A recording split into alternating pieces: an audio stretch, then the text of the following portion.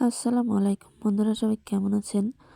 আশা করি আলহামদুলিল্লাহ সবাই ভালো আছেন। আপনাদের দোয়ায় আমিও আলহামদুলিল্লাহ ভালো আছি।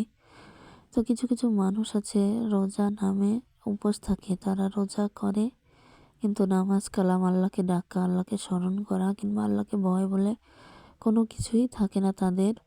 তাদের মনে দেয়া থোয়া দিল আত্মা এসব নাই, তো মানে দান খয়রাত এসব বোঝে না।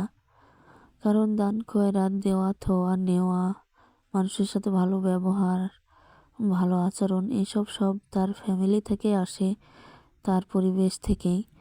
কেননা ছোট থেকে তার একটা পরিবেশে মানুষ হয়, সেখান থেকেই একটা বাচ্চা শিখে যে দেওয়া থেওয়া নেওয়া, ভালো পরিবেশে ভালো কথাবার্তা সব কিছুই।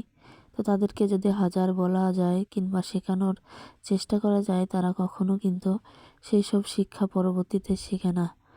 তো সবাইকে একটাই অনুরোধ যে বাচ্চা কাচ্চাকে সবাই ভালোভাবে মানুষ করবেন এবং